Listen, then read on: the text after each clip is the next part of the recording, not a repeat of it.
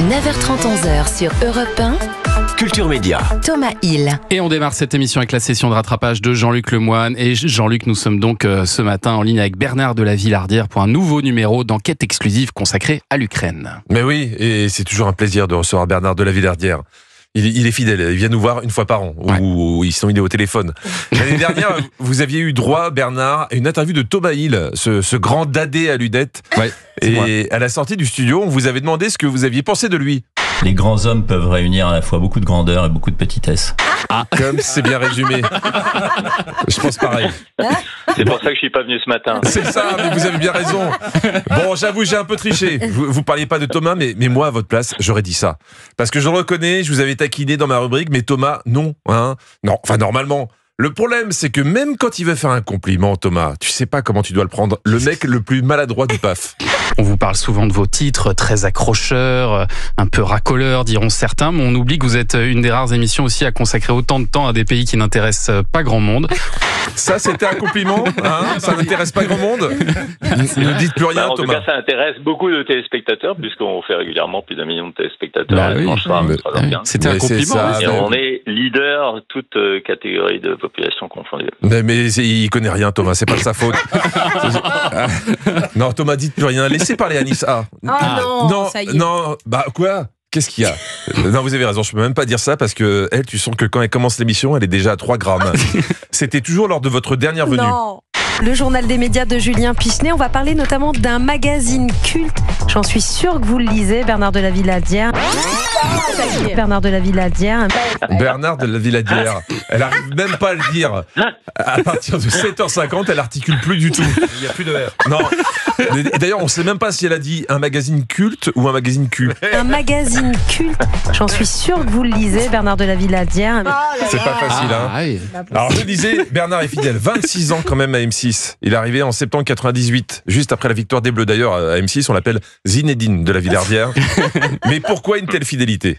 Avec la chance de pouvoir faire le Soudan, l'Équateur. Là, je rentre d'Ukraine. J'ai été depuis le septembre en Israël, au Liban. Bernard, c'est la seule personne que je connaisse qui est content de pouvoir faire tous les pays en guerre du monde. Faut avoir un moral très solide quand même.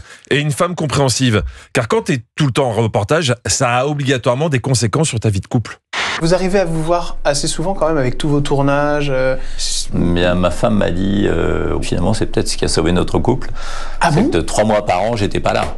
C'est peut-être ça le secret des couples qui durent. Certains font chambre à part, Bernard et sa femme, ils font pays à part.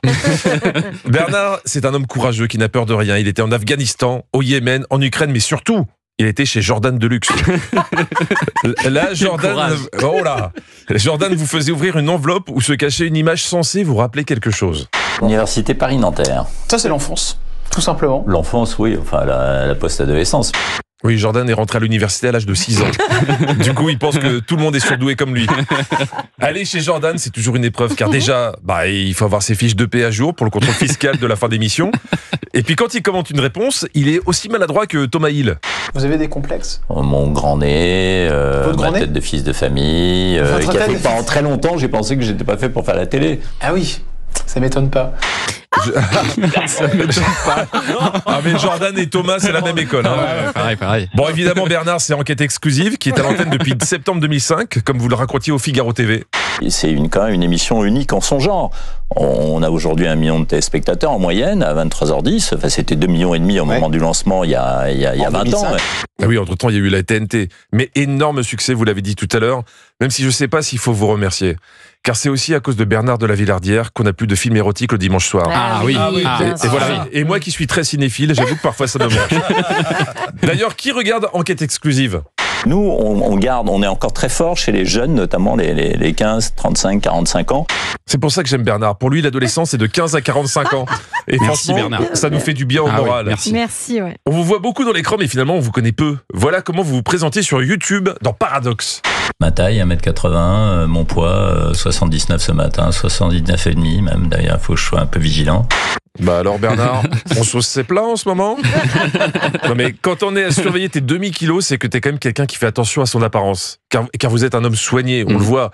Il paraît même que sur les tournages, vous lavez vous-même vos vêtements à la main dans votre chambre d'hôtel. C'est un peu un toc. Hein. Je déteste me trimballer une valise en sachant que j'ai un slip sale ou des chaussettes sales dedans. Merci Bernard. C'était une information essentielle à avoir car, chers auditeurs, si quelqu'un sur un compte OnlyFans vous propose un slip sale de Bernard de la Villardière, vous saurez maintenant que c'est un brouteur. Mais le portrait de Bernard n'est pas terminé. 4 enfants, mariés depuis 40 ans, 6 petits-enfants. Cette phrase m'amène à une conclusion. Si vous voulez être un grand reporter et faire des reportages loin de chez vous, mais que vous n'avez pas la motivation, faites comme Bernard de la Villardière, devenez grand-père.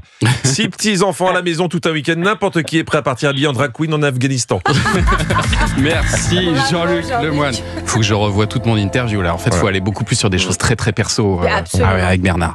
Bon, Jean-Luc, on vous retrouve ce soir au 3 Baudets. Vous nous reconnaîtrez. On aura une banderole I Love JL, bien sûr.